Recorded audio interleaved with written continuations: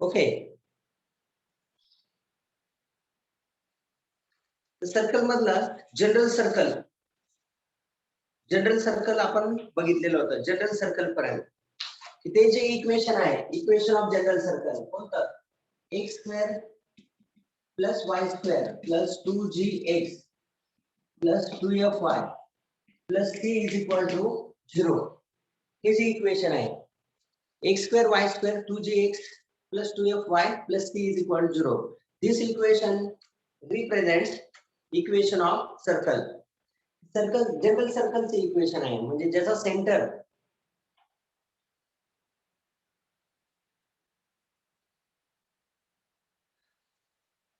-g -f या पॉइंटला आणि radius is square root of g square. Center कोणत्या पॉइंटला आहे? -g -f and radius is square root of g square plus f square minus c. हा formula आहे सर्कलची radius find करण्यासाठी.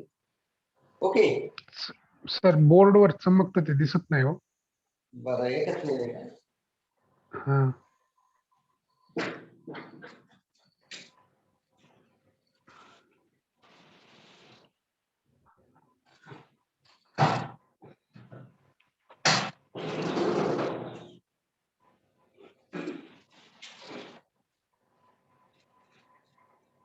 आता दिसतंय?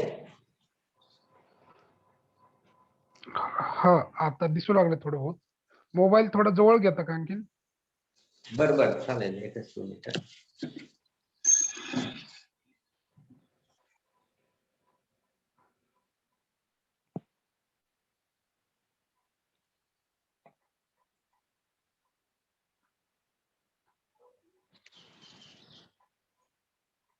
हा ठीक आहे. ओके, ओके, हे जनरल सर्कल आहे. X square plus y square plus 2gx plus 2fy plus c equal to 0. This is the equation of general circle. आणि सेंटर काय याचा? -g आणि -f is the centre of circle. आणि रेडियसचा formula आहे square root of g square plus f square minus c. Okay, हे आपण बघितलेलं होतं. आता हीच इक्वेशन जर या फॉर्म मध्ये असेल, काय ax square plus ay square plus 2gx plus 2f capital F y plus c is equal 0. तर काय करायचं? या सर्कलचा सेंटर आणि रेडियस कसे फाइंड करायचं? तर आधी तुम्हाला x स्क्वेअर y स्क्वेअरचा कोएफिशियंट 1 करून घ्यायला लागेल. 1 म्हणजेच काय? a ने या इक्वेशनला डिवाइड करायचं आणि a ने डिवाइड केल्यावर इक्वेशन काय होईल बघा. x square plus y square plus 2g upon a x plus 2f upon a y plus c upon a is equal to 0. तर हे इक्वेशन होईल जनरल इक्वेशन ऑफ सर्कल. आणि मग याला तुम्ही कंपेअर करू शकता या जनरल फॉर्म बरोबर. ओके, जनरल सर्कल याचा सेंटर ओरिजिनला नसतो, याला आपण काय म्हणतो? General circle. आता या सर्कलचा सेंटर काय कंपेअर केलं 2g is equal to 2 capital G upon a. याचा सेंटर असतो -g अपॉन a आणि minus capital F upon a. आणि याची रेडियस काय? Radius of circle is square root of -g upon a bracket square g square. तर हेच काय होईल? g upon a square plus f upon a square minus c upon a. काय झाली या सर्कलची radius. Okay, this is the general circle and its radius. तर रेडियसचा त्याचाच फॉर्म्युला आहे. ओके, आता हा टॉपिक आपण ऑलरेडी डिस्कस केलेला होता. आता याच्याच पुढं two circle in a plane. दोन सर्कल एका प्लेन मध्ये असतील तर ते इंटरसेक्ट कधी करतात? ते एकमेकांना एक्सटर्नली टचिंग कधी किंवा ते नॉन टचिंग किंवा इंटरनली टचिंग कधी असतील ते आपल्याला बघायचं. इथपर्यंत सगळ्यांचं क्लिअर झालं असेल. जनरल सर्कलचा सेंटर आणि रेडियस फाइंड करता आली पाहिजे. ते आयदर इन द फॉर्म या फॉर्म मध्ये असेल किंवा जरी त्या एक्स स्क्वेअर वाय स्क्वेअर याला कुठली कॉन्स्टंट टर्म मल्टिप्लाय असेल आणि ती सेम असली पाहिजे. लक्षात ठेवा, काल आपण बघितलं ना सर्कलचं इक्वेशन हे जनरल इक्वेशनला सर्कलचं इक्वेशन कधी म्हणायचं? एक्स स्क्वेअरचा कोइफिशियंट आणि वाय स्क्वेअरचा कोइफिशियंट सेम असला पाहिजे.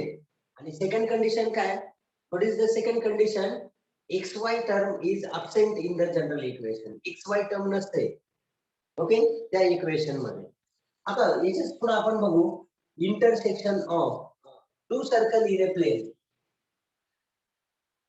To circle in a plane. दोन सर्कल सर यस सर ते ना हे पेपर आहे ना घ्या ना संडेचा जो पेपर होता ते. पेपरचं डिस्कशन का? हा बर आता त्याची आन्सर शीट मला वाटतं उगले सरांनी तुम्हाला पाठवली असेल. जे डाऊट असतील मग तेवढेच विचारा. येऊ हो आपण. सर हो मग विचारा तुम्ही डाऊट नंबर सांगा. मी क्वेश्चन सॉल्व्ह करतो. हे सगळा पेपर डिस्कस करायला आपलं लेक्चर जाईल ना रे. बरोबर का नाही? 7 नंबर क्वेश्चन होता तो आहे ना आन्सर चुकलेले सर त्याचे. बर Answer किती? key. एकच मिनिट हा मी बघतो आधी. क्वेश्चन पेपर आहे आता बाकीच्यांनाही सांगा. हा क्वेश्चन पेपर सगळ्यांनी ओपन करा. आपण त्यातले डाउट्स घेऊ आणि लगेच आपला सर्कल पुढे स्टार्ट करू. हा परम्युटेशन कॉम्बिनेशन. काय क्वेश्चन? तर तो इंडिपेंडन्सचा. हा एक मिनिट माझ्याकडे नंबर क्वेश्चनचे.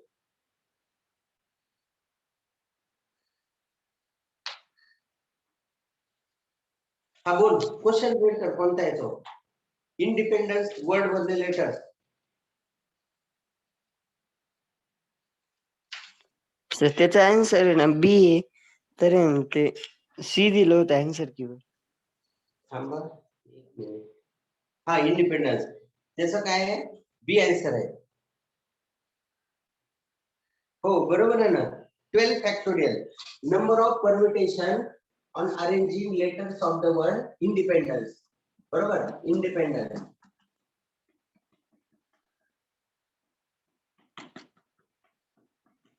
किती लेटर आहेत? 12 बरोबर. N is 12. नंतर पी कोणासाठी कोण रिपीट आहे? एन रिपीट आहे. एन साठी पी घेतला आपण 3 वेळा रिपीट आहे. नंतर डी रिपीट आहे. क्यू घेऊ आपण त्याला किती? 2 वेळा रिपीट आहे डी. नंतर अजून कोण रिपीट आहे? ई रिपीट आहे. आर घेतला आपण किती? 3 टाइम्स 1 2 आणि 3.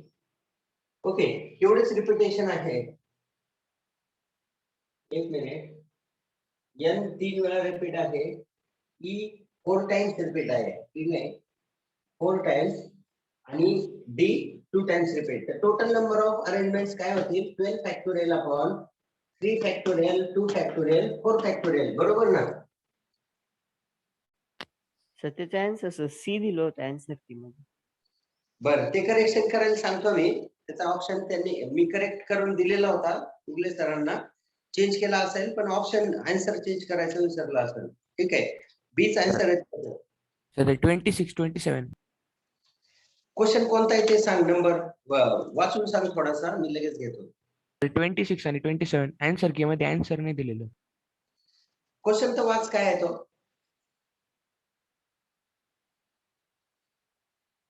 क्वेश्चन वाचून सांग मला काय आहे तो. If 10 minus n factorial upon 9 minus n factorial is equal to 6 then n is equal to. हा एक minute.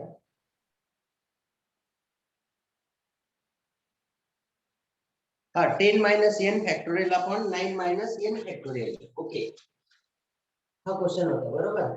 10 minus n factorial upon 9 minus n factorial is equal to काय दिलं होतं? 6. तर n ची व्हॅल्यू कॅल्क्युलेट करायची. बरोबर. n ची व्हॅल्यू 4 येते. n ची आन्सर व्हॅल्यू की मध्ये उत्तर नाही दिले. आन्सर की मध्ये आन्सर नाही दिलं. बरं हे बघ 10 minus n मोठा आहे 9 minus n पेक्षा. बरोबर. मग काय करणार? लार्जर सर स्मॉलर मध्ये. मग काय होईल? 10 minus n आणि याच्यापेक्षा 1 ने कमी काय होणार? 9 minus n फॅक्टोरियल आणि डिवाइड ला 9 minus n factorial is equal to काय? 6. 9 minus n फॅक्टोरियल काय झाले? कॅन्सल. राहिलं काय?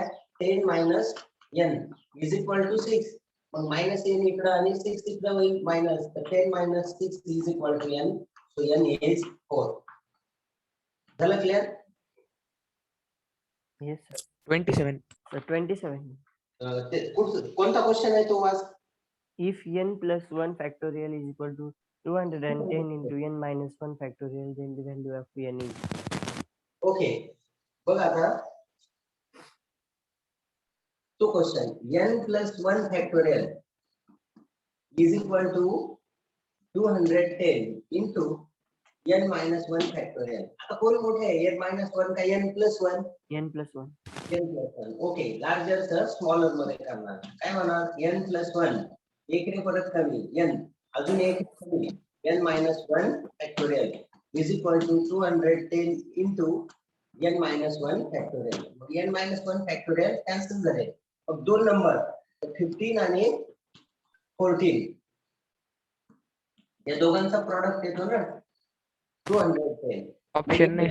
So the option is sir 5 7 5 6 7 4 अशा ऑप्शन दिले. 5 6 7 आणि 4 झालेले. Okay, Option. 14 पाहिजे मग. 14 पाहिजे. ओके, ठीक आहे. ऑप्शन नाहीच तिथं तर तुम्हाला त्याचे बोनस मार्क मिळतील. 14 पाहिजे, 4 झालेले आहे. ठीक आहे. किती नंबर्स क्वेश्चन आहे तो? 27 आणि सर 16 नंबरचा पण बघा. 27 चे बोनस मार्क. ओके, हो. आणि सर 16 नंबर. क्वेश्चन वाच काय आहे तो 16 number? The number of arrangements of the letters of the word saloon हा, if the two O's do not come together is. come together. Okay, बघ आता लक्ष दे. Number of arrangement of letters of the word saloon. Saloon या word मधले letters किती प्रकारे arrange करू शकतो? 27 चे तुम्हाला बोनस मार्क मिळतील, काळजी करू नका. आता हा पुढचा जो क्वेश्चन आहे, letters of the word saloon. या वर्ड मधले लेटर्स आपल्याला अरेंज करायचे आहेत. If two O's do not come together, एकत्र नकोय. टोटल वर्ड्स किती तयार होतील हे आपण काढलं. काय केलं? टोटल वर्ड्स, आणि यातून काय मायनस केलं? टू ओज टुगेदर जर आपण मायनस केलं, दोन ओ टुगेदर असण्याचे नंबर ऑफ वेज मायनस केले, तर कोणाची व्हॅल्यू मिळणार आहे? टू ओज नॉट टुगेदर. आलं लक्षात? दोन ओ एकत्र नकोय, याचे नंबर ऑफ वेज मिळतील. मग टोटल वर्ड्स किती तयार होणार आहे? किती लेटर आहे टोटल? 6. तर 6 फॅक्टोरियल आपण 2 फॅक्टोरियल ला, कारण याच्यात 2 ओ काय आहेत?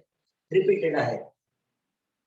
झालं क्लिअर? हे मायनस 2 ओज टुगेदर, दोन ओ ला आपण एकत्र घेतलं, दोन ओ चा जो आहे तो ग्रुप तयार केला, वन ग्रुप. पण त्याच्यात अरेंजमेंट असेल का? दोन ओ ला एकत्र घेतल्यानंतर नाही. कोणताही ओ कुठेही ठेवला तरी सेमच वर्ड तयार होणार आहे. म्हणजे 2 ओ टुगेदर घेतले, एक ग्रुप, आणि उरले किती लेटर? 4 and 4 letter. यस, किती झाले ऑब्जेक्ट? मग 5. किती पोझिशनला? 5 पोझिशनला. UP5 वेज म्हणजेच किती? 5 फॅक्टोरियल. बरोबर? एवढे वर्ड्स असतील ज्यामध्ये दोन्ही ओ कशा असणार आहे? एकत्र असतील. समजलं की? वन ग्रुप आणि 4 लेटर उरलेले, म्हणजे किती? 5 ऑब्जेक्ट 5 पोझिशनला. किती वेज आहे? 5 फॅक्टोरियल. ज्याच्यात आता 2 ओ रिपीटेड म्हणजे एकत्र एक ग्रुपच तयार केलेला आपण, त्याच्यात 2 वेज नाहीये. मग हे नंबर ऑफ वेज मायनस करायला लागेल. टोटल वर्ड्स मधून 2 ओज टुगेदर असणारे वर्ड्स मायनस करायचे, म्हणजे काय मिळेल आपल्याला? फायनल आन्सर किती येतात? 6 factorial. 6 into 5 factorial upon 2. 2 factorial म्हणजे 2. 2 ने याला डिवाइड 3 आणि मायनस 5 फॅक्टोरियल. मग 3 times 5 factorial minus 1 times 5 factorial. किती येणार सबट्रॅक्शन? 2 टाइम्स 5 फॅक्टोरियल म्हणजे 5 फॅक्टोरियल 120 into 2 किती येत आहे? 240. याचा आन्सर. तर 12 नंबर. हे आन्सर तुम्ही. हा, क्वेश्चन काय वाच? 4 into 45 factorial plus 46 factorial upon 150 into 44 factorial. Okay, थांबा.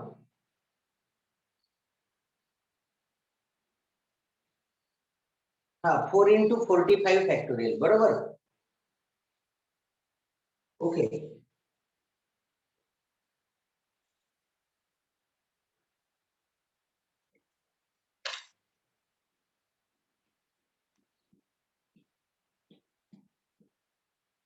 4 into 45 factorial plus 46 factorial आणि divide by 150 into 44 factorial. तर याची व्हॅल्यू आपल्याला इव्हॅल्युएट करायची. ओके, मग आता याला लार्जर नंबर 45 आणि इथं 46 आहे, तर 46 ला 45 मध्ये करू आपण. 4 into 45 factorial plus 46 into 45 factorial divide like 150 into 44 factorial. हे तर क्लिअर झालं. आता 4 times 45 factorial आणि 46 times 45 factorial ऍडिशन किती होईल? 46 आणि 4 50 बरोबर. 50 times the 45 factorial आणि डिवाइड ना 150 times 44 factorial. 150 ला 50 ने 3 चं डिव्हिजन. तर आता परत 45 44 पेक्षा लार्जर आहे, तर याला 45 into 44 factorial upon 3 into 44 factorial. मग 45 factorial गेट कॅन्सल आणि 3 ने याला 15 चं डिव्हिजन. इथेच आन्सर आहे. समजलं का? सर ते आन्सर की नव्हतं. आन्सर की मध्ये कोणतं दिलंय? ए ऑप्शन आहे त्याचा. नाही, काहीच नव्हतं दिलं त्यांनी आन्सर की मध्ये. कोणतं दिलंय? काहीच नव्हतं दिलं. नव्हतं दिलं का? ओके, ए ऑप्शन आहे त्याचा. ए. सर अजून काय? 32 नंबरला पण आन्सर कीच नाही दिली. 32 आणि 34. बरं, 32 नंबर क्वेश्चन कोणता आहे? वाच.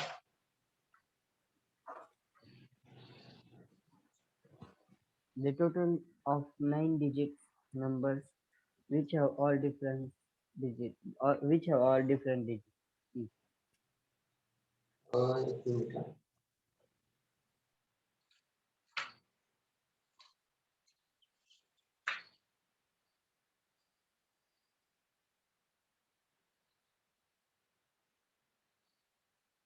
हा, टोटल ऑफ 9 डिजिट नंबर्स, बरोबर का?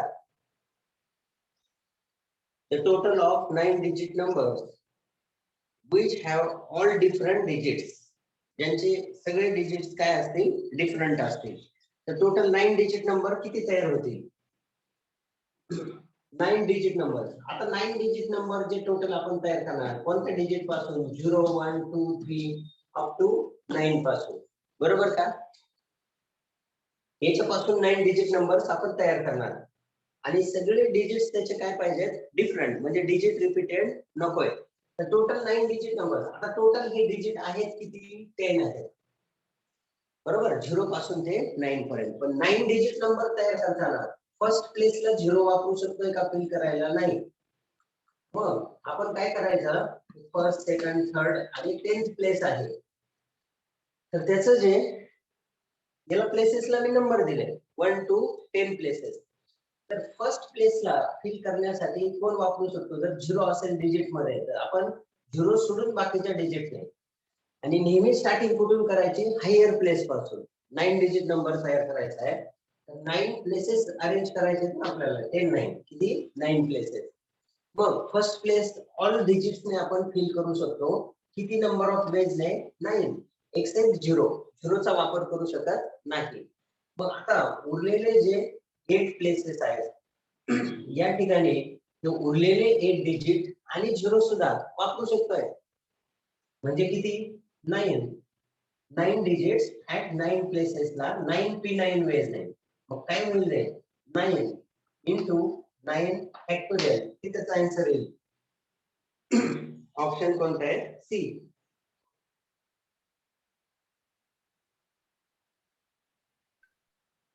अजून 36. कोणता?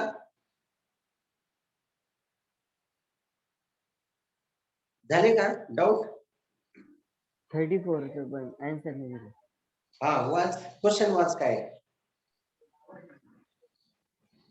If 1 upon x factorial plus 1 upon 9 factorial is equal to x upon 10 factorial, then x is हा, okay. 1 upon 8 factorial plus 1 upon 9 factorial. हे तर क्लिअर झाले ना हे दोन क्वेश्चन?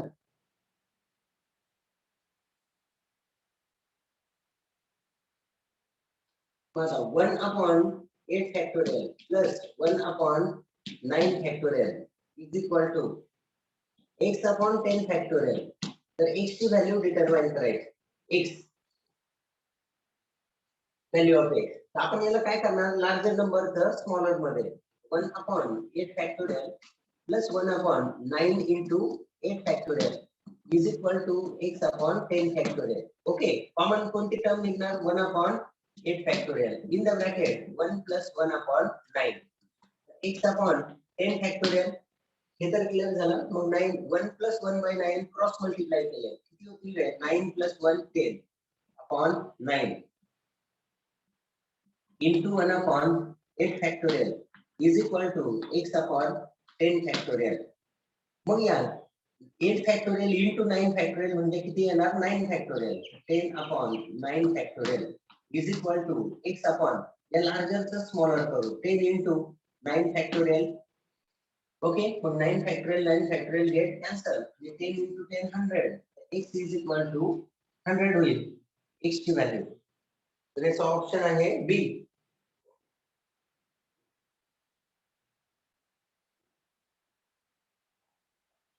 अजून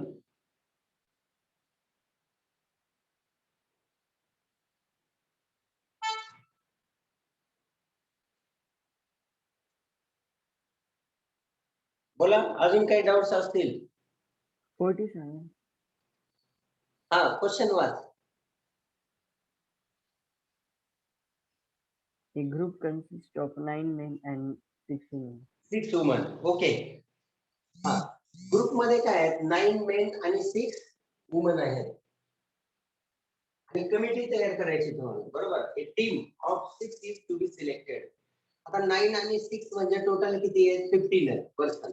आणि 6 पर्सनची टीम तयार करायची. How many possible selection will have at least 3 woman. कमीत कमी कमिटी मध्ये किती, 3 वुमन पाहिजे.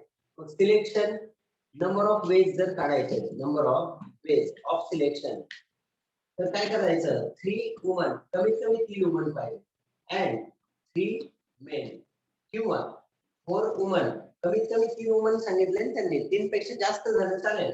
4 वुमन अँड 2 मेन और 5 वुमन अँड 1 मेन और टोटल वुमन किती, 6 वुमन अँड 0 मेन. असं करू शकतो ना आपण, 6 चे 6 वुमन सिलेक्ट केला आणि 0 मेन सिलेक्ट केले. Either of this selection. आता बोल, अँड जिथे आहे तिथं मल्टिप्लिकेशन आणि ऑर आहे तिथं काय होणार, ऍडिशन. मग काय लिहिलंय, फर्स्ट 3 वुमन किती मधून सिलेक्ट करायचे आहेत, 6 वुमन मधून. आणि 3 मेन किती मधून, 9 मेन मधून सिलेक्ट करायचे. तर 6 C3 सिलेक्शन आहे C into 9 C3 plus or आहे प्लस 4 वुमन 6 मधून 6 C4 into 9 C2 plus 5 woman 6 C5 into 9 C1 plus 6 C6 into 9 C0. मग याला सिम्प्लिफाय करू आपण. 6 C3 म्हणजे 3 नंबर, डिफरन्स 3 चाच आहे, म्हणजे 6 into 5 into 4 upon 1 into 2 into 3 आणि 9 C3 3 number 9 into 8 into 7 1 into 2 into 3 plus 64 difference कितीचा आहे, 2 चा आहे. मग याला आपण दोनच नंबर घ्यायचे, 6 इंटू 5 अपॉन 1 इंटू 2 9 C2 2 आहे, म्हणजेच काय, दोन नंबर घ्यायचे, 9 into 8 upon 1 into 2 plus 65 difference कितीचा आहे, 1 चा आहे, एकच नंबर आणि इंटू 9 C1 ओनली 1 नंबर 9 आणि प्लस 66 डिफरन्स 0 चा आहे, म्हणजे त्याची व्हॅल्यू 1 येणार आणि 9 C0 is equal to 9 C9 त्याची व्हॅल्यू सुद्धा 1 येईल. मग काय येणार आता इथे आन्सर, हे 6 आणि हे 6 कॅन्सल. 3 ने 6 चं division 4 5 into 4 20 12 240 into 7 into 7 plus 4 आणि 2 30 into 18 540 yes plus 54 plus 1 3 हे आता 0 2 carry 1680 plus 540 plus 54 plus 1 55 आणि हे 40 595 बरोबर तर काय होईल ऍडिशन 5 9 आणि 8 7 1 carry 1 carry 2 2 7 5 एवढे नंबर ऑफ वेज येतील टीम सिलेक्शन हे ऑप्शन आहे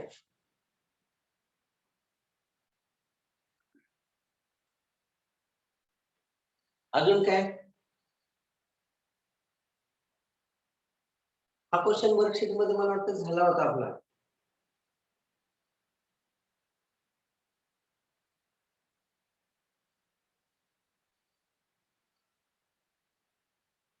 बोला अजून काही डाऊट असतील तर आपल्याला सर्कल पुढे कंटिन्यू करायचं आहे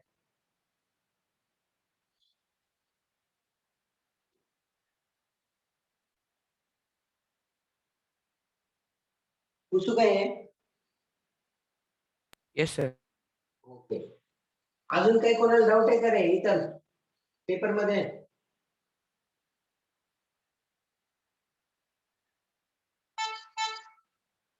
ओके जे बोनस मार्क्स आहेत 27 नंबरचे ते उगले सरांना सांगून देईल मी तुम्हाला त्याचे बोनस मार्क मिळतील सरांनी Okay. सर ते येत आहे ना हे पण नव्हते दिले ऑप्शन करेक्ट ते हे दिले नव्हते हा आवाज येतोय कोण काय डाऊट असेल विचारा नाही सर काही ना क्वेश्चनचे ना आन्सर्स नव्हते दिले आन्सर की मध्ये आन्सर आन्सर्स नव्हते दिले आन्सर की मध्ये हा बर आता मिळाले ना तुला आन्सर आता मिळाले ना सगळे आन्सर हो ओके अजूनही काही डाऊट असतील नंतर नेक्स्ट लेक्चर मध्ये विचारा हरकत नाही आता 2 circle in a plane 2 circle आहेत इन ए प्लेन एका प्लेन मध्ये 2 सर्कल तर आपण आता कंडिशन बघू तुमचे फॉर्म्युले कोणते क्लिअर झाले standard form of circle okay नंतर center radius form of circle आणि तिसरा कोणता डायमीटर फॉर्म ऑफ सर्कल बरोबर हे 3 क्लिअर झाले पॅरामेट्रिक इक्वेशन सर्कलचे काय असतात ते आपण बघितलं नंतर आता जनरल सर्कल आपण बघितलाय आताच मी तुम्हाला सांगितलं जनरल सर्कल आणि जर एखादं इक्वेशन x² y² ला काही नंबर मल्टिप्लाय असेल पण सेम नंबर पाहिजे तर त्याला तुम्ही जनरल सर्कल मध्ये कसं रिड्यूस करायचं आणि सेंटर रेडियस कसं फाइंड करायचा ते आपण बघितलेलं आहे आता 2 सर्कल एका प्लेन मध्ये मग फर्स्ट कंडिशन समजा फर्स्ट सर्कल ज्याची रेडियस आहे सेंटर आहे त्याचा C1 आणि रेडियस काय आहे R1 फर्स्ट सर्कलची आणि दुसरं सर्कल आहे ज्याचा सेंटर C2 आणि रेडियस काय आहे R2 असे 2 सर्कल आहेत वेगवेगळे मग हे दोन्ही सर्कल बघा आपण कंडिशन कशा बघू दोन्ही सर्कल एकमेकांना कसे असतील नॉन टचिंग एकमेकांपासून दूर ही पहिली कंडिशन सेकंड कंडिशन काय दोन्ही सर्कल जवळ आणले काय करणार ते एकमेकांना एक्सटर्नली टच करतील थर्ड केस काय आणली अजून मी जवळ आणले तर दोन्ही काय करतील एकमेकांना इंटरसेक्ट करणार नंतर फोर्थ केस काय अजूनही जवळ आणले तर ते काय होणार फर्स्ट सर्कल आणि त्याच्या आतमध्ये हे दुसरं सर्कल होईल ही चौथी केस अजूनही आपण जवळ आणले काय होईल फर्स्ट सर्कलच्या आतमध्ये हे दुसरं सर्कल याच्याही एक व्यतिरिक्त केस असेल दोघांच्या अशा पद्धतीने की ते सेंटर तर कोइन्साइड नाही झाले आणि 6 लास्ट केस काय असणार one circle fully concentric with the another circle या केसेस असेल डिफरंट 6 केसेस आता याच्यावर क्वेश्चन पण कसे विचारले जातात, काय काय असतात. व्हेरी इम्पॉर्टंट टॉपिक आहे हा, हे लक्षात ठेवा. दोन सर्कल त्यांचे सेंटर कोण आहेत, C1 आणि C2, आणि रेडियस काय दोघांच्या R1 आणि R2. म्हणजे तुम्हाला दोन सर्कलचे इक्वेशन दिलेले असतात, बरोबर का. एक तर ते सर्कल स्टँडर्ड सर्कल असतील किंवा जनरल सर्कल असतील. आता कोणतेही सर्कल असेल तर तुम्हाला त्याचं काय फाइंड करता आला पाहिजे, सेंटर आणि रेडियस. आपण ऑलरेडी बघितलेलं आहे सेंटर कसा फाइंड करायचा, रेडियस कशी फाइंड करायची ते. दोन्हीही सर्कलचे तुम्ही सेंटर काढून ठेवायचे, म्हणजे सेंटरचे कोऑर्डिनेट आणि रेडियस किती आहेत त्या कॅल्क्युलेट करून ठेवायचा. झालं हे सगळ्यात पहिलं वर्क. क्वेश्चन कसा विचारतात की हे दोन सर्कल दिले, कोणतेही दोन इक्वेशन, हे सर्कल यांची पोझिशन काय, ते एकमेकांना नॉन टचिंग आहेत, ते एकमेकांना एक्सटर्नली टच करतात, ते एकमेकांना इंटरसेक्ट करतात, का ते इंटरनली टचिंग आहेत, का ते वन इनसाइड द अदर आहे, आणि लास्ट केस काय कॉन्सेंट्रिक, म्हणजे दोघांचा सेंटर एकच. असे सर्कल आहेत का, या कोणत्या तरी एका केस मध्ये ते बसणारच आहे. आपण बघू कसे चेक करायचं. आता तुम्ही पहिल्या सर्कलचा सेंटर काढला, दुसऱ्या सर्कलचाही सेंटर काढलेला असेल, त्या दोन सेंटर मधला डिस्टन्स काढायचा. कोणता फॉर्म्युला वापरायचा, डिस्टन्स फॉर्म्युला. तुम्हाला माहिती आहे ना, दोन पॉइंट मधला डिस्टन्स काढण्याचा डिस्टन्स फॉर्म्युला अप्लाय करा, आणि distance between the two centre calculate करा, म्हणजे C1 C2 डिस्टन्स मिळेल. आणि हे डिस्टन्स जर जास्त असेल, सेंटर मधलं डिस्टन्स जास्त कोणापेक्षा, दोघांच्या रेडियसच्या बेरजेपेक्षा येईल. R1 आणि R2 यांची सम जी येणार, दोघांच्या रेडियसची बेरीज याच्यापेक्षा ही जास्त असेल, R1 प्लस R2 दोघांच्या रेडियसच्या बेरजेपेक्षा सेंटर मधलं अंतर दोघांच्या जास्त असेल, तर ते दोन सर्कल एकमेकांपासून नॉन टचिंग असतील, दूर असतील. अलग लक्षात, रेडियसच्या बेरजेपेक्षा जी सेंटर मधलं डिस्टन्स जास्त आहे, दोन सर्कल काय असणार, सेपरेट सेपरेट सर्कल असतील, जे एकमेकांना टच करणार नाही, इंटरसेक्ट करणार नाही, काहीच नाही. अलग लक्षात हे. आता सेकंड केस मध्ये हे दोन सर्कल आहेत, यांचा सेंटर आपण या दोन सर्कलला काय केलंय, जवळ आणलंय, म्हणजे ते एक्सटर्नल टच करतात. दोघांच्या सेंटर मधलं तुम्ही डिस्टन्स काढलं, C1 C2 डिस्टन्स फॉर्म्युल्याने, आणि ते डिस्टन्स एक्झॅक्ट कोणाच्या इक्वल आलं, सम ऑफ रेडियस, दोघांच्या रेडियसच्या बेरजे. C1 C2 is equal to R1 plus R2. म्हणजे दोन सर्कल एक्सटर्नली कधी टच करतात, तर दोघांच्या सेंटर मधलं distance is equal to sum of the radius. त्यावेळेस ते सर्कल काय करणार, एक्सटर्नल टचिंग. सेंटर मध्ये दोघांचे जेवढं अंतर आहे तेवढीच त्या दोघांच्या रेडियसची बेरीज जर आली, तर ते सर्कल काय असणार, एक्सटर्नली टच. टच पण कसे, एक्सटर्नली. ते सर्कल एक्सटर्नली टच करतात. आता मी अजून या दोन सर्कलला जवळ आणलं, म्हणजे काय झालं रे, सेंटर मधलं डिस्टन्स अजून कमी झालं, दोघांच्या सेंटर मधलं डिस्टन्स कमी होत चाललंय, कमी झालं, आणि रेडियसची जी बेरीज आहे इथं बदलणार नाही. मग सेंटर मधलं डिस्टन्स दोघांच्या रेडियसच्या बेरजेपेक्षा ही कमी आलं, कमी अंतरावरती, म्हणजे C1 C2 लेस दॅन R1 प्लस R2. दोघांच्या रेडियसच्या बेरजेपेक्षा ही सेंटर मधलं डिस्टन्स कमी आलं, तर सर्कल कसे असणार, ते इंटरसेक्टिंग. पण कंडिशन त्याला अजून काय, दोघांच्या रेडियस मधला जो डिफरन्स आहे, दोघांच्या रेडियस मधला जो डिफरन्स आहे त्याच्यापेक्षा सेंटर मधला अंतर काय पाहिजे, जास्त पाहिजे. म्हणजे ही पहिली रेडियस आणि ही दुसरी रेडियस यांच्यातला डिफरन्स किती येणार आहे, हा आणि इकडचा पार्ट, तर त्याच्यापेक्षा हे डिस्टन्स काय पाहिजे, सेंटर मधलं जास्त पाहिजे. लक्षात येत आहे, फर्स्ट रेडियस आणि ही सेकंड रेडियस, दोघांच्या मधला डिफरन्स म्हणजे हा कॉमन पार्ट कॅन्सल झाला, हे इथलं आणि हे डिस्टन्स याच्यापेक्षा दोन सेंटर मधला डिस्टन्स जास्त पाहिजे. म्हणजे डिफरन्स बिटवीन द रेडियस पेक्षा सेंटर मधला डिस्टन्स जास्त, आणि सम ऑफ रेडियस पेक्षा ते कसं असणार, रेडियसच्या बेरजेपेक्षा कमी. सर्कल काय असतात, इंटरसेक्टिंग. दोन रियल पॉइंट मध्ये ते इंटरसेक्ट करतात. Okay, this is the condition of intersecting circle. आणि मी काय केलं, अजून या दोन सर्कलला अजून जवळ आणलं, म्हणजे हे जे सेकंड सर्कल आहे त्या आतमध्येच त्याला टच करायला लागलं, तर दोघांच्या सेंटर मधलं डिस्टन्स, फर्स्ट सर्कलची रेडियस आणि ही सेकंड सर्कलची रेडियस आहे, दोघांच्या सेंटर मधला डिस्टन्स त्यांच्या रेडियस मधल्या डिफरन्सच्या इक्वल, म्हणजे R1 मायनस R2 त्याला इक्वल कोण असणार, सेंटर मधला डिस्टन्स. तर त्यावेळेस ते सर्कल टच करतात, पण कसे करतात, इंटरनली टच, इंटरनली टच करतात. आलं लक्षात. मग एक्सटर्नली टच करण्याची पण कंडिशन ऑब्झर्व करा. सेंटर मधला डिस्टन्स सम ऑफ रेडियसच्या इक्वल आहे. सर्कल कसे टच करणार, एक्सटर्नली. आणि सेंटर मधलं डिस्टन्स हे दोन सर्कलच्या रेडियसच्या डिफरन्सच्या इक्वल आहे, म्हणजे ते कसे टच करणार आहेत एकमेकांना, इंटरनली टचिंग सर्कल. झालं क्लिअर? हे समजतंय का हे सगळ्यांना?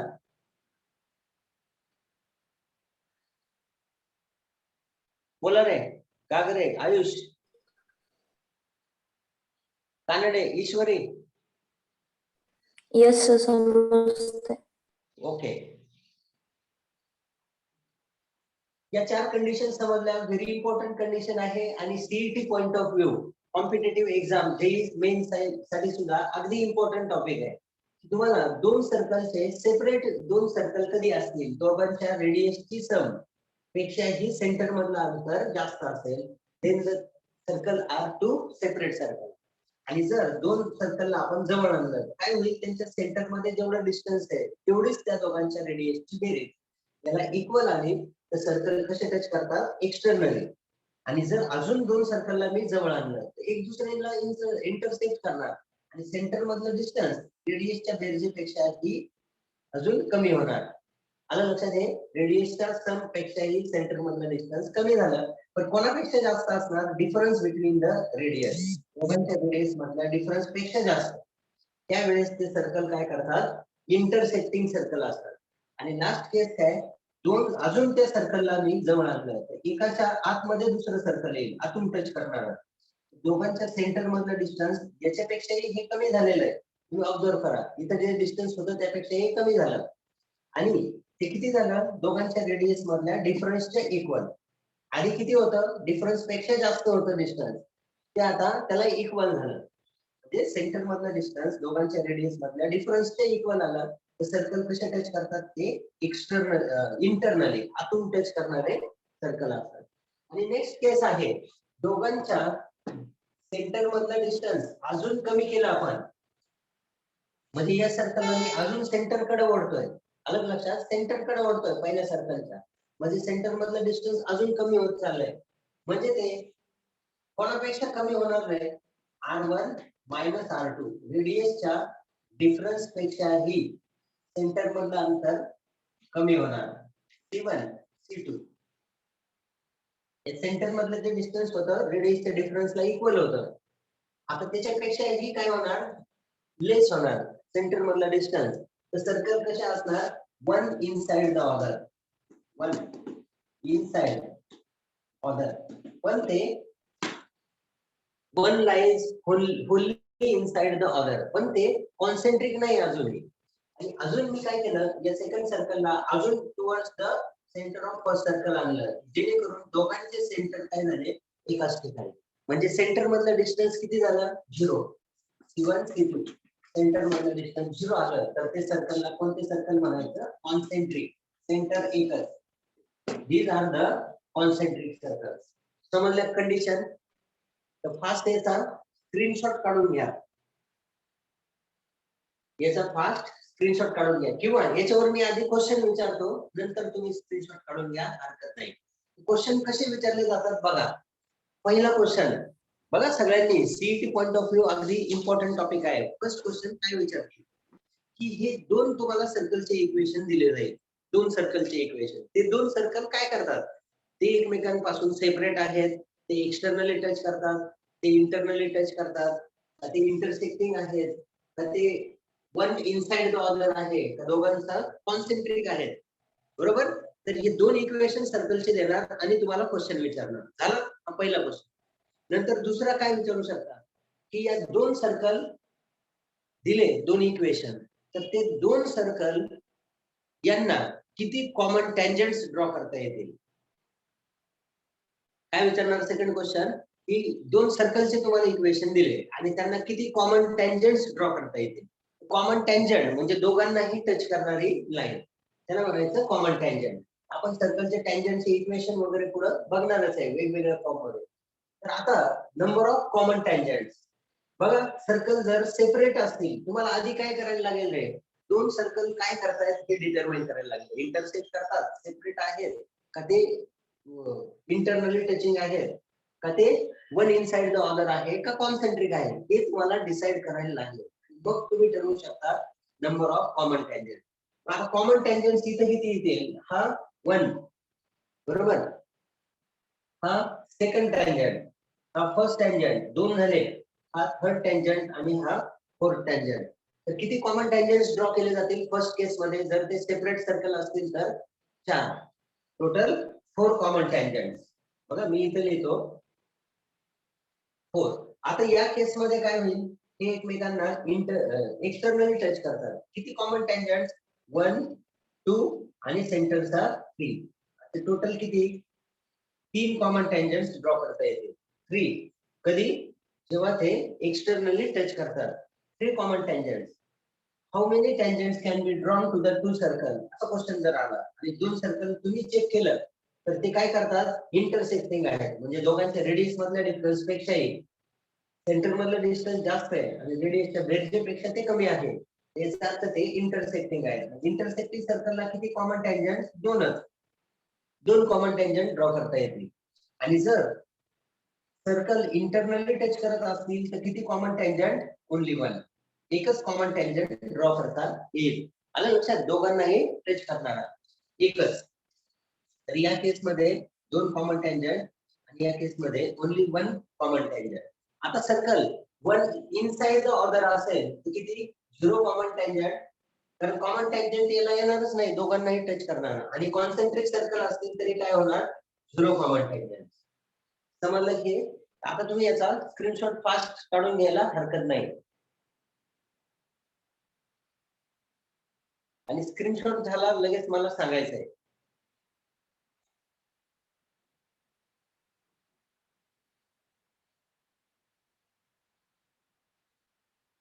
झालं का?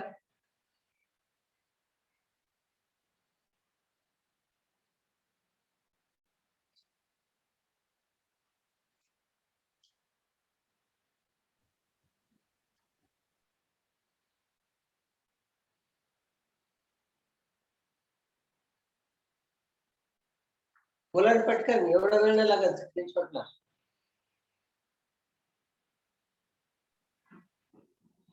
झालं. झालं. ओके. बघा 10 मिनिट अजून आपले बाकी आहे. मीटिंग मध्ये ऑफ होऊ नये. 7:30 पर्यंत लेक्चर आहे.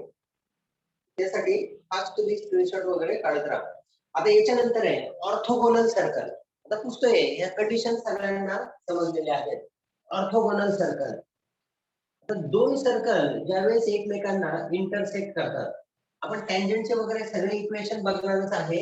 सध्या ही जी थेअरी, ही जे एक्स्ट्रा पॉइंट यामध्ये सांगतोय ते तुम्हाला कॉम्पिटिटिव्ह साठी इम्पॉर्टंट आहे. तर ते तुम्हाला नोट्स मध्ये दिलेलेच आहेत. कारण मी नोट्स सांगते आपली काय आहेत व्यवस्थित आहे, काही अडचण नाही. तर आता ऑर्थोगोनल सर्कल कोणाला म्हणायचं, 2 सर्कल एकमेकांना इंटरसेक्ट करतायत. 2 सर्कल बघा, या 2 सर्कल मधला अँगल काढायचा आपल्याला. अँगल बिटवीन द 2 कर्व्स असा पॉइंट आहे. 2 circle, angle of intersection of 2 circles. तुम्हाला 17 नंबरचा पॉइंट दिलेला आहे बघा, पेज नंबर 3 नोट्स मध्ये. 3 नंबर पेज वरती 70 number point, angle of intersection of 2 circle किंवा 2 कर्व्स. आणि इकडे दिलंय 2 नंबर पेज वरती सी मध्ये ऑर्थोगोनल सर्कल. सापडलं का? Orthogonal circle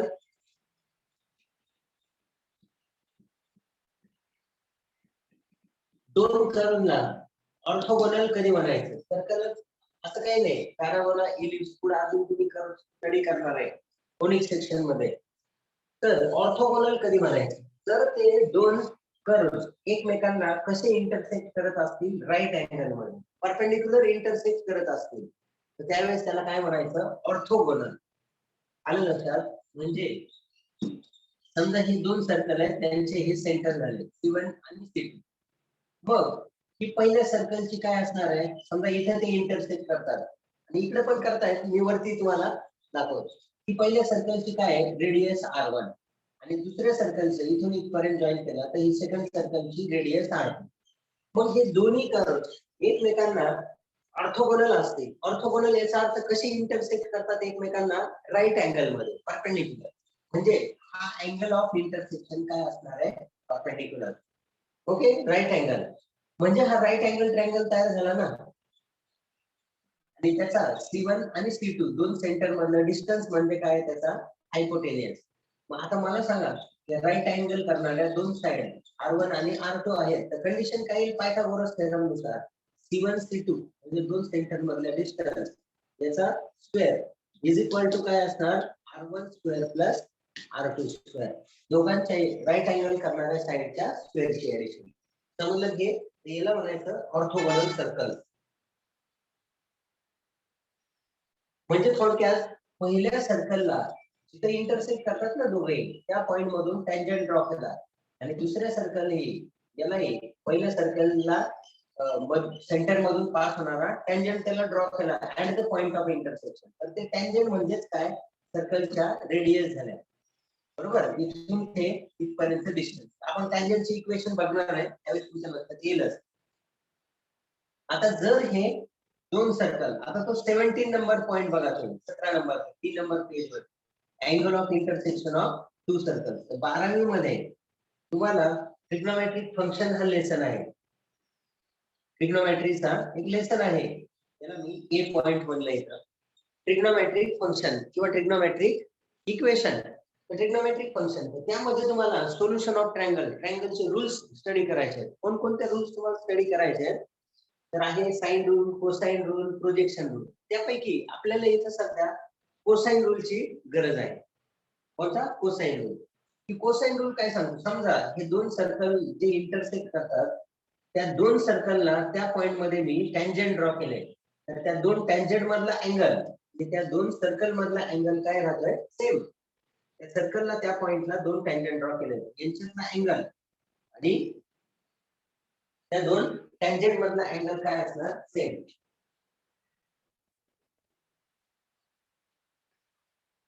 angle of intersection हे सेम असणार आहे. म्हणजेच हा थीटा अँगल असेल, ही रेडियस आहे R1, रेडियस आहे R2 आणि हे डिस्टन्स किती, C1 C2 सेंटर मधलं डिस्टन्स.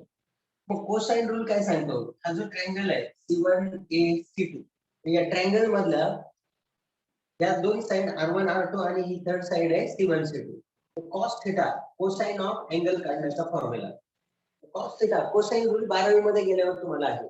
कॉस थिटाची व्हॅल्यू काय येते बघा, R1 स्क्वेअर ज्या दोन लाईन मधला तो अँगल आहे, ज्या दोन साइड मधला अँगल आहे त्यांच्या स्क्वेअरची addition, R1 square plus R2 square, R1 square plus R2 square यांच्या स्क्वेअरची ऍडिशन मायनस त्याच्या अपोजिट असणाऱ्या साइडचा लेंथ ऑफ साइडचा square C1 C2 bracket square upon काय करायचं, 2 times product of two sides, ज्या दोन साइड मधला तो अँगल आहे 2R1 R2. समजलं हे, तर हा फॉर्म्युला आहे. तर हा फॉर्म्युला तुम्हाला 17 नंबर पॉइंट मध्ये दिलेला आहे, angle of intersection of to circles. आलं का लक्षात तो फॉर्म्युला.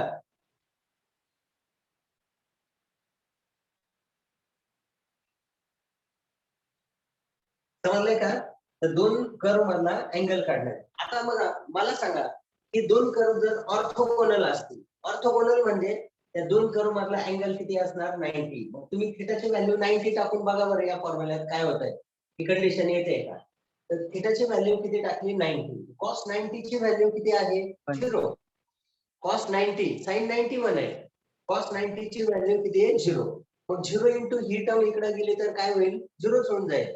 म्हणजे राहिलं पण फक्त न्यूमरेटर आणि it is equal to value 0 आणि त्याची मायनस टर्म इकडे आली तर प्लस होईल. आलं काय रिलेशन, बरोबर. तुम्ही C1 C2 square is equal to R1 square plus R2 square येते ना हे रिलेशन,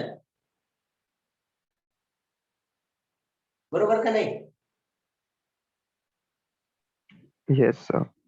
ओके, परपेंडिक्युलर असतील दोन कर्व एकमेकांना राईट अँगल मध्ये इंटरसेक्ट करत असतील तर थिटा 90 आहे आणि कॉस 90 ची व्हॅल्यू 0 आहे.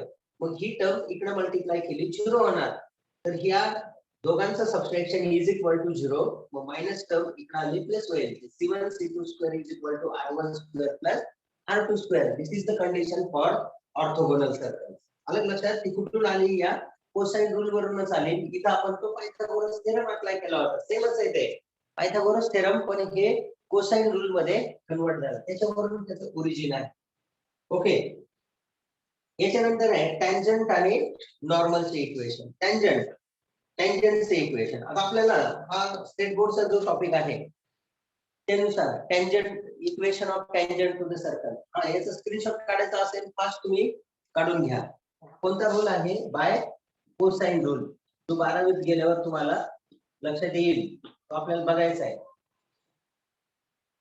कोसाइन रूल नुसार ती व्हॅल्यू आहे.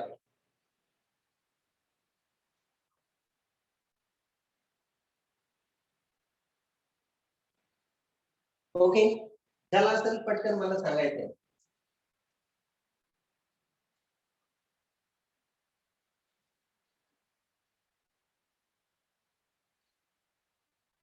झालं का?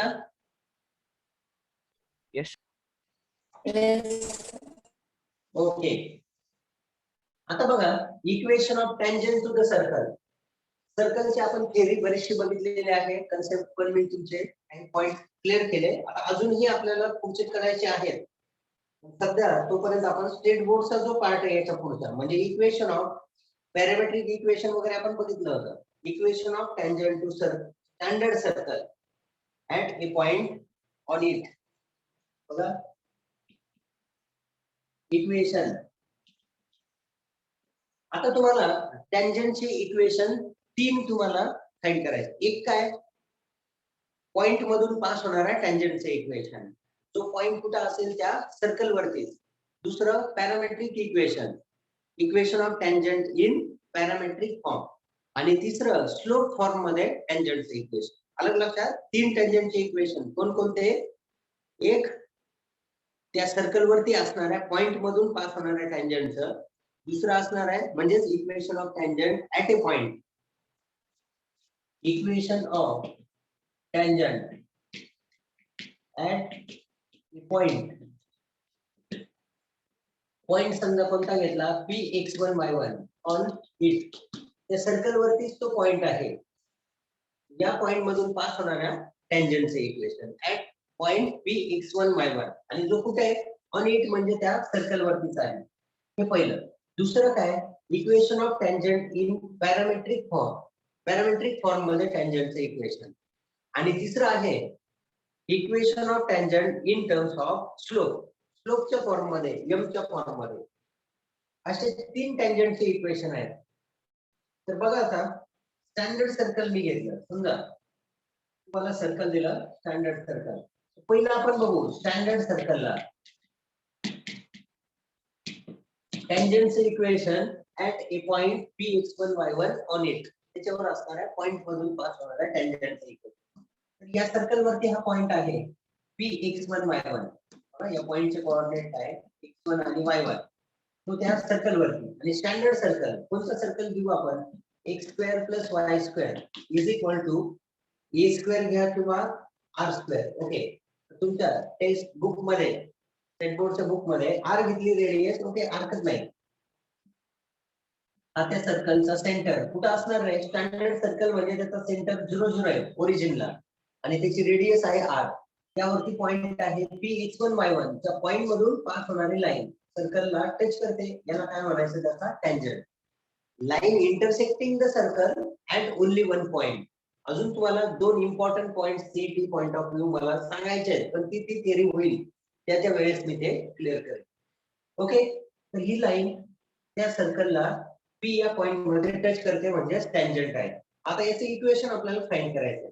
मग मी काय केलं? ओरिजिनचे कोऑर्डिनेट्स आपल्याला माहिती 0 0 आणि या पॉइंटचे कोऑर्डिनेट पण माहिती x1 y1.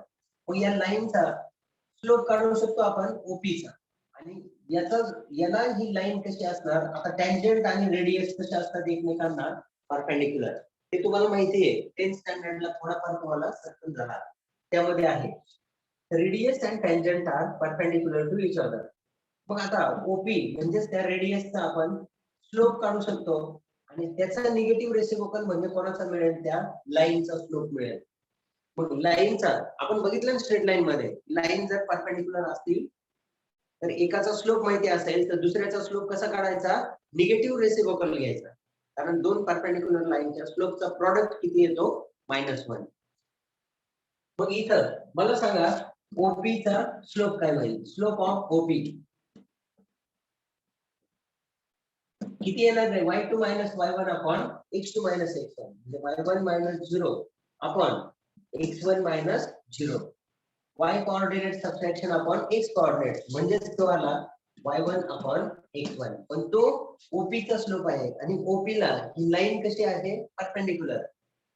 ओके, मग लाईनचा स्लोप काय असेल, स्लोप ऑफ लाईन म्हणजेच ती टँजंट परपेंडिक्युलर टू कोणाला, OP ला परपेंडिक्युलर. त्याचा किती असणार, याचा निगेटिव्ह रेसिप्रोकल म्हणजे -x1 अपॉन y1. हा झाला त्या लाईनचा म्हणजेच त्या टँजंटचा स्लोप. आलं लक्षात, टँजंटचा या लाईनचा स्लोप मिळाला आणि काय माहिती तुम्हाला, पॉइंट ज्या पॉइंट मधून ती लाईन पास होते. मग इक्वेशन ऑफ टँजंट, लाईनचं इक्वेशन, टँजंट म्हणजे एक प्रकारची लाईन आहे. कोणता formula, by point slope form. Point माहिती आणि त्या लाईनचा स्लोप माहिती. पॉइंट स्लोप फॉर्म किंवा स्लोप पॉइंट फॉर्म एकच आहे. तर काय फॉर्म्युला स्लोप पॉइंट फॉर्म सांगा, y - y1 is equal to m म्हणजे slope into x - x1. Okay, मग काय येणार, y - y1 is equal to m ची व्हॅल्यू आहे -x1 upon y1 into x - x1. मग या y1 ने मी इकडं मल्टिप्लाय केलं, y1 minus y1 square is equal to -x x1 आणि प्लस x1 स्क्वेअर. झालंय क्लिअर, -y1 स्क्वेअर इकडं प्लस होईल आणि -x x1 पण इकडं प्लस होणार. तेच इक्वेशन होत आहे, x x1 plus y1 is equal to x1 square plus y1 square. -x x1 left साइडला प्लस झाले, -y1 स्क्वेअर राईट साइडला प्लस. मग आता हा P पॉइंट जो आहे तो कुठे आहे, त्या सर्कल वरती. स्टँडर्ड सर्कलचं इक्वेशन आहे, सर्कल वरती आहे म्हणजे त्या पॉइंटचे कोऑर्डिनेट काय करतील, सर्कलच्या इक्वेशनला सॅटिस्फाय. मग इथे सांगायचं as P x1 y1 lies on कुठे आहे तो, सर्कल वर. x square plus y square is equal to r square वरती. पॉइंटचे कोऑर्डिनेट काय करणार, त्या सर्कलच्या इक्वेशनला सॅटिस्फाय. पॉइंटचे कोऑर्डिनेट सर्कलच्या इक्वेशन मध्ये टाकायचे. काय येणार, x1 square plus y1 square is equal to r square. Okay, मग राईट साइडला x1 स्क्वेअर प्लस y1 स्क्वेअरच्या जागी व्हॅल्यू काय टाकू शकतो आपण, r स्क्वेअर. म्हणजे ते टँजंटचे इक्वेशन आलं x x1 plus y1 is equal to r square. This is the equation of tangent in at a point on it. Okay, तर पॉइंटचे कोऑर्डिनेट आहेत x1 y1. तर सर्कलच्या इक्वेशन मध्ये x स्क्वेअर ऐवजी कोणती टर्म आली तिथं, x x1. y स्क्वेअर ऐवजी काय आहे, y y1 आणि right side r square same. This is the equation of tangent at a point p x1 y1 on the circle. समजलं की, फास्ट यांचा स्क्रीनशॉट काढून घ्या. कसं आलं, लक्षात आलं. तर P पॉइंट सर्कल वरती आहे, त्याचं सेंटर आता स्टँडर्ड सर्कल आहे म्हणजे सेंटर 0 0 आणि रेडियस r आहे. मग या टँजंटचं इक्वेशन काढायचंय. आपल्याला या लाईनचं इक्वेशन काढायला काय काय माहिती पाहिजे, पॉइंटचं माहिती, मग आता स्लोप माहिती पाहिजे. मग स्लोप कसा मिळवला आपण, OP चा स्लोप काढला आणि त्याचा निगेटिव्ह रेसिप्रोकल म्हणजे काय मिळाला, या लाईनचा स्लोप. कारण लाईन टँजंट कशी असते, perpendicular to the radius. Slope मिळाला, पॉइंट माहिती, स्लोप पॉइंट फॉर्म मध्ये त्याचं इक्वेशन फाइंड केलं, सिम्प्लिफिकेशन केलं आणि तो पॉइंट सर्कल वरती, म्हणजे पॉइंटचे कोऑर्डिनेट सर्कलच्या इक्वेशनला सॅटिस्फाय करतो. राइट साइडला x1 स्क्वेअर प्लस y1 स्क्वेअरच्या जागी r स्क्वेअर व्हॅल्यू सबस्टिट्यूट केले आणि डायरेक्ट त्या टँजंटचे इक्वेशन मिळालं at a point on it. Clear झालं सगळ्यांना हे? Yes, sir. ओके. आता पॅरामेट्रिक फॉर्म मध्ये तुम्हाला काढायचं इन पॅरामेट्रिक फॉर्म टँजंटचे इक्वेशन. Sir, time झाला. ओके, टाइम झाला. ठीक आहे, उद्या घेऊ आपण. ओके, स्क्रीनशॉट याचा फास्ट काढून घ्या आणि उद्या आपण घेऊ पॅरामेट्रिक फॉर्म आणि इतर.